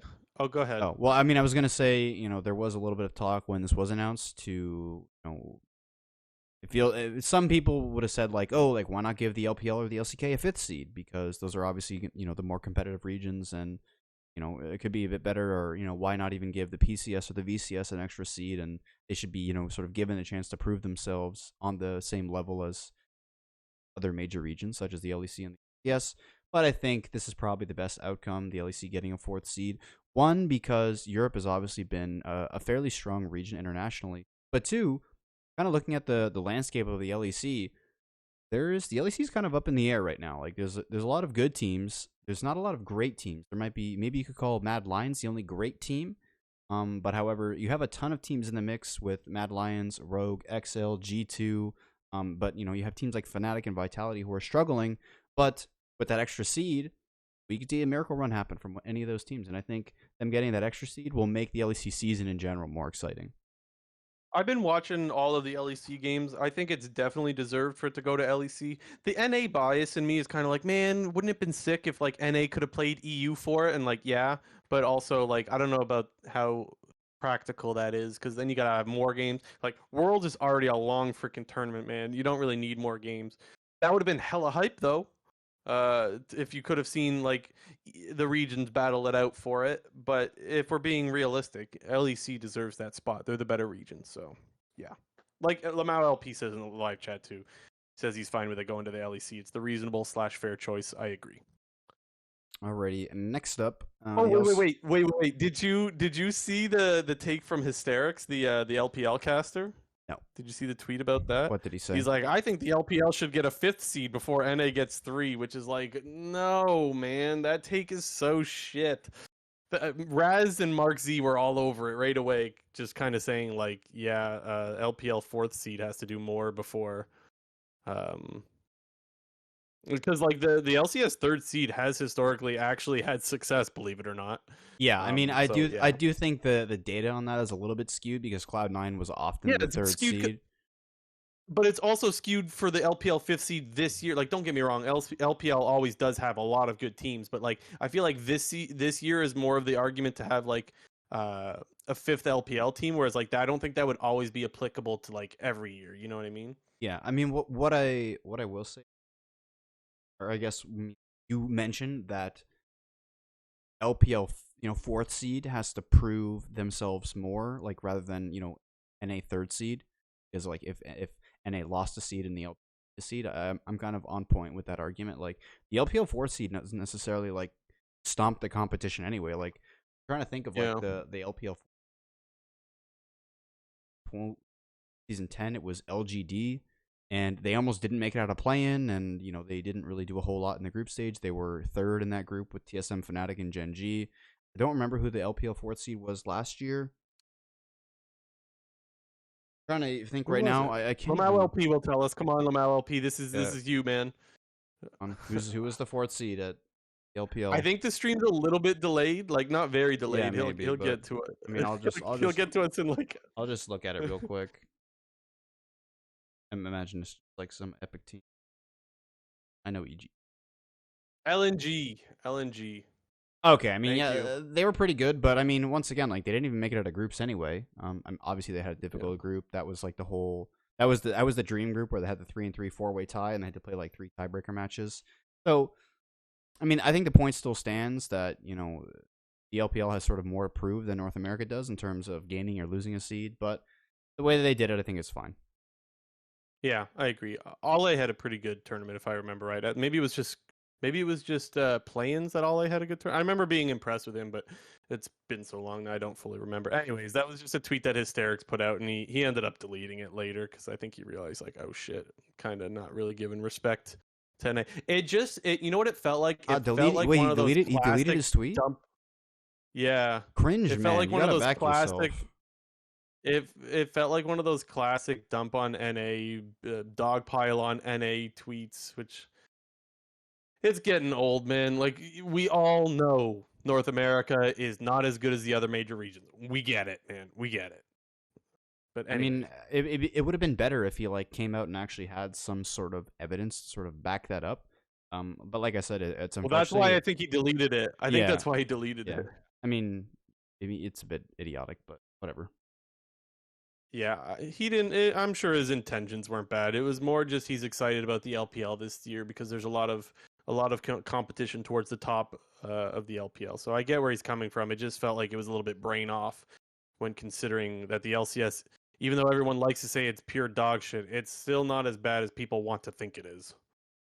All right, next Anyway, up, something next up, in your wheelhouse, not mine whatsoever, but the LCK partnering with Game of Thrones for their new series that they're releasing, House of the Dragon.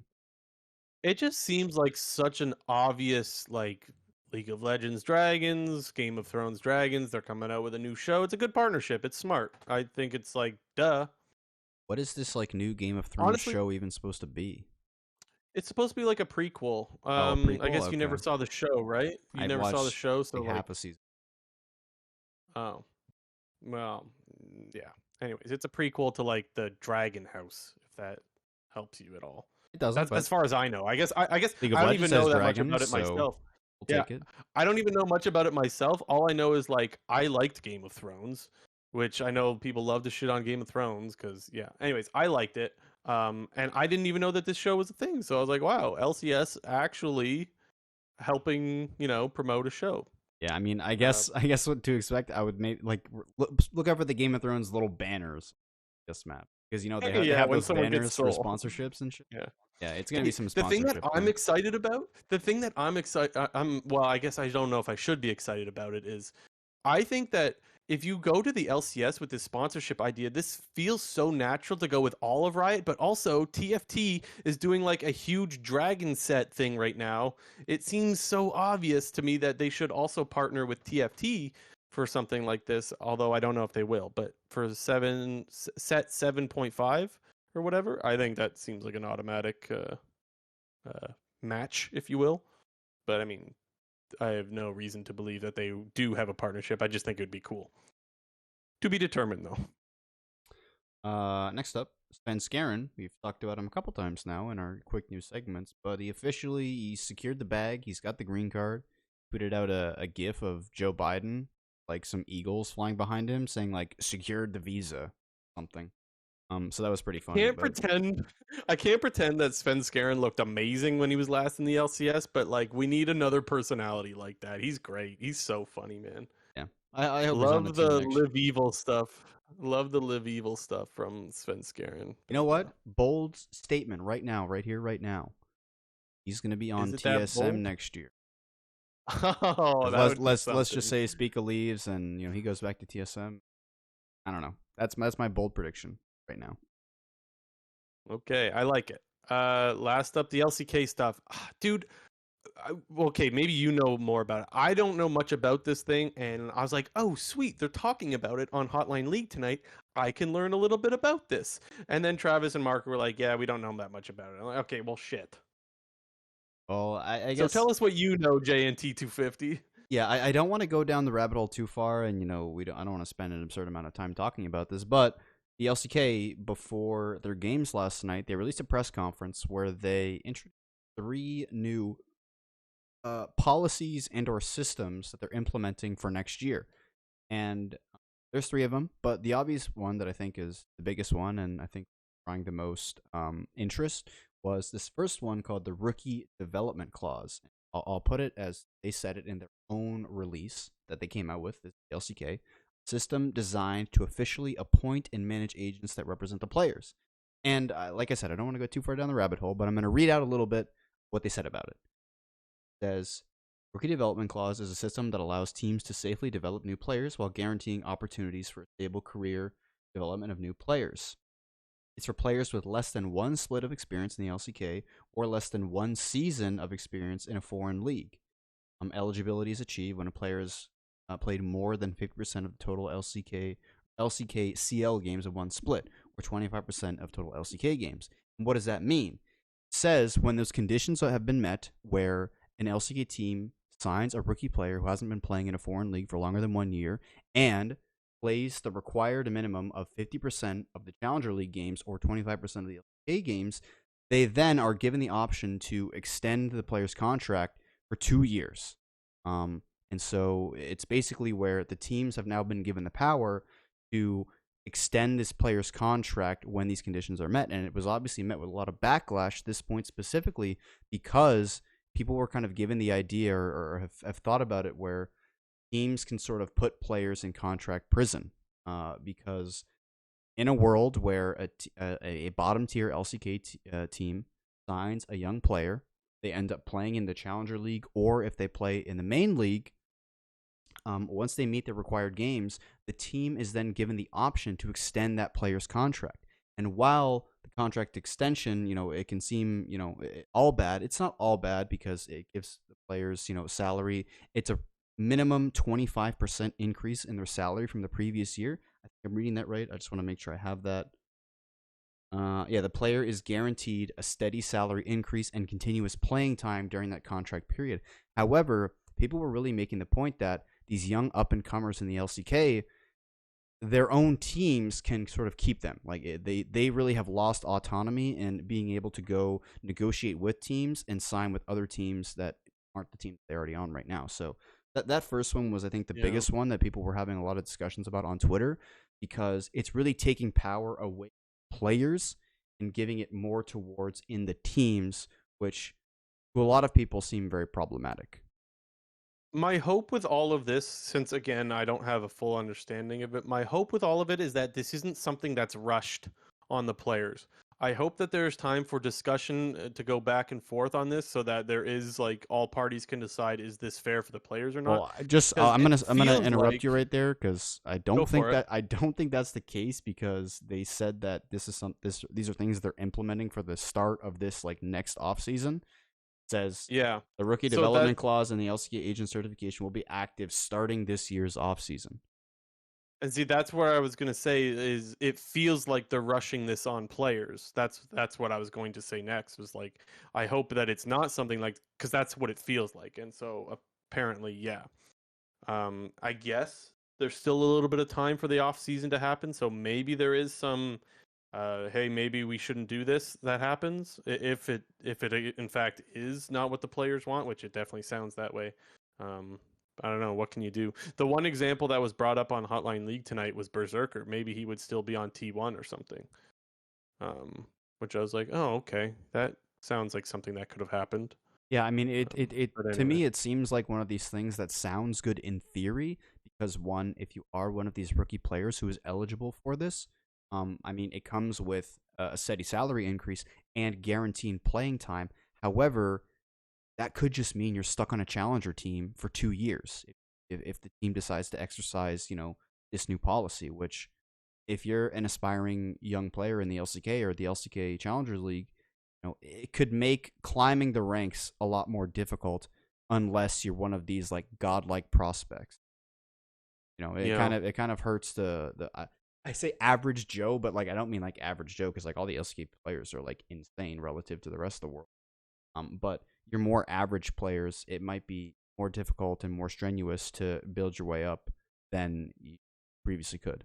And another reason why Yeah, I and think this was a super big discussion was because we might see people think that this could lead to like another Korean exodus. People don't know what that is. That was a period where between 2014 and 2015, you saw a lot of top players in Korea leave to go to the LPL. I don't remember exactly what it was. I think it was just because the LPL just started making a lot more money, and the LCK was introducing um like minimum contracts or something, or guaranteed was contracts. it But just the LPL? Wasn't there a bunch of players that came over to NA at that time as yeah, well? that Like, also. didn't But poor JJ 80 carry and stuff like well, that? all the best players pretty much went to the LPL. The big name is obviously Rookie. Went over to IG and was with there. They went to Worlds in season 5, but didn't get back till season 8 when they won it. But you know, And I just want to shout out what Skizzy says in the live chat, saying like, if you guys want more info, I guess the latest episode of Summoning Insight, they have a discussion on it, so maybe they can inform you guys a little bit better. And yes, I realize that uh, if you're listening to this podcast, there's a chance you've already listened to Summoning Insight, because we are like, I don't know, sixth on the list of like people's podcasts. But if you don't listen to them, you can get a little bit of info there. And thank you, Skizzy, for pointing that out. Okay, I think that's it for this episode. yep, I think so Anything J and too. T? No, Okay. Thanks guys for being active in the live chat. Always appreciate you guys hanging out, and obviously you guys help us with some of the info that we don't always have because, well, I guess we miss out on a lot. This episode we got a lot of help, I think. So much appreciated, you guys. Always appreciate that. If anyone wants to help support the stream, you could do that by going over to twitch.tv/clownfiesta podcast. Any subs or donations go towards what we do as a prop sheet.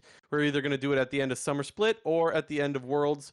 It's free to enter, and it's just the money that we get, we just put towards a prize pool so that people have something to play for. And yeah, I don't know. It's easy stuff. It's really easy stuff. So we'll do that sometime at the end of this year. And if you want to support us, that would be greatly appreciated. That's going to be it for this episode. We'll be back same time next week as long as everything goes to plan. We'll be back Monday night again next week. This has been episode 93 of the Clown Fiesta podcast. We'll see you guys next time.